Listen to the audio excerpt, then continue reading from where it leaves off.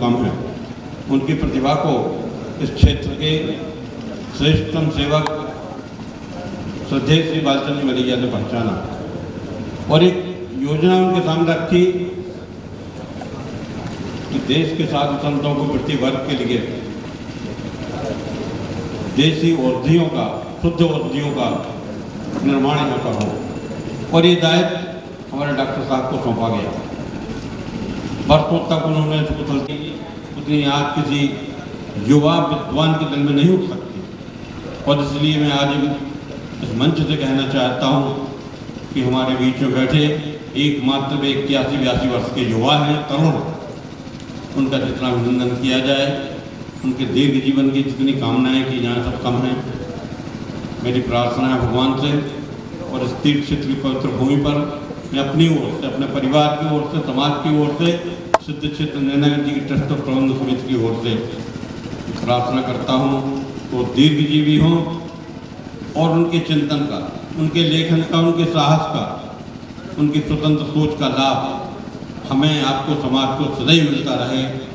वे वर्णी जी के अनन्य शिष्य रहे, संस्कृति के अनंत साधक रहे, आत्मकल्याण के प्रति सजग रहे और रहेंगे। उनके प्रति अपना सम्मान व्यक्त करते हुए मैं अपना स्थान ग्रहण करता हूँ। धन्यवाद। उदास मत होना, कभी किसी बात से निराश मत होना। ये जिंदगी एक संघर्ष है, चलते रहेगी। कभी अपने जीने का अंदाज मत होना।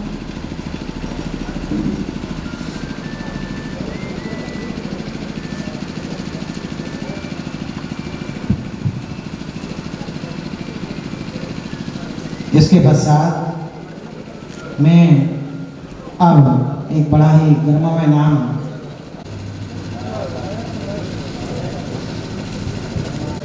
मंच पर मैं क्षमा से आदरणीय बाबूलाल जी बनवारी वाले सम्मान कर रहे हैं, साथी हैं। थोड़ा सा मुझे व्यवधान डालना पड़ा भाई साहब के वक्तव्य में। धन्यवाद। कर्तन ध्वनि से सब लोग स्वागत करें। आप भी पिताजी के साथी।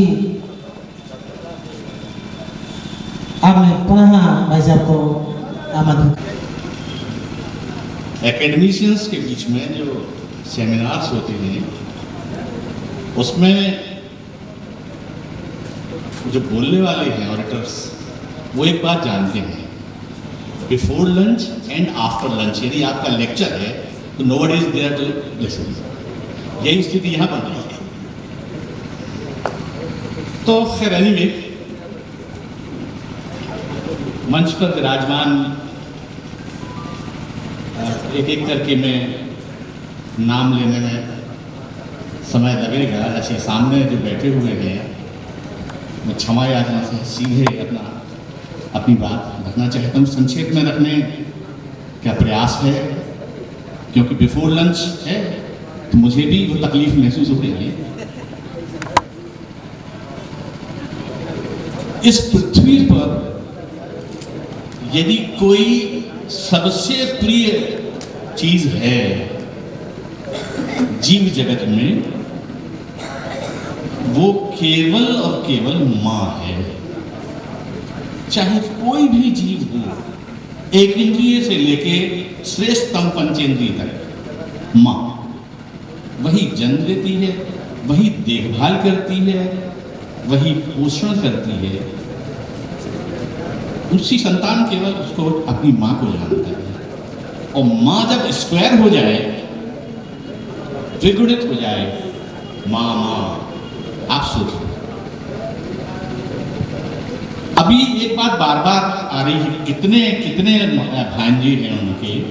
मैं थोड़ा सा संदर्भ देना चाहूँगा। मैं उनका भांजा हूँ, बड़ा भांजा।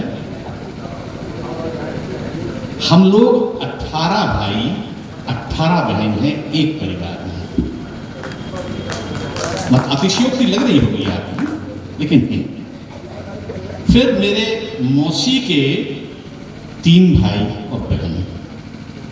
तो हम सारे लोग मामा कहते हैं। हम लोगों की जो संतानें हैं वो भी मामा कहती हैं, और हम लोगों की संतानों की संतान है वे भी मामा कहती हैं। तो पूरा पूरा परिवार हमारा मामामय है और इकलौते मामा हैं संयोग से। मामा के बारे में मैं आपको एक बात और कहना चाहूँगा। मामा होता है फ्रेंड, फिलोसोफर एंड गाइड। मामा से प्रिय सखा कोई हो नहीं सकता। उसका कारण है जो प्रसव होता है तो बुंदेलखंड में क्या पूरे भारत में एक परंपरा है कि वो मैके में कराया जाता है प्रसव। तो बच्चा को पहला पुरुष स्पर्श मामा का मिलता है। वो कम से कम न्यूनतम 3 माह तो वहां रहती है माँ, और 3 माह उस बालक को मामा की गोद में, मामा के लाड़ में, प्यार में रहना होता है। आप सोच ले कितना लगाव होगा। और वो लगाव मामा का पहले 3 महीने का आजीवन इसलिए चलता है, आपने यदि किसी शिशु को उसकी जन्म से रखा हो अपने पास, लाड़ प्यार दिया हो, गोद में खिलाया सुलाया हो, आपको अनुभव होगा कि वो इतना मजबूत होता है, इतना मजबूत होता है कि जैसे मेरी धर्मपत्नी तो कहती है कि इतना मोह ठीक नहीं है, अभी भी कहती है मुझसे इतना मोह ठीक नहीं है। तो है, लेकिन मोह अगर इतना मोह नहीं होता तो निर्मोही होने की बातें कौन करता है?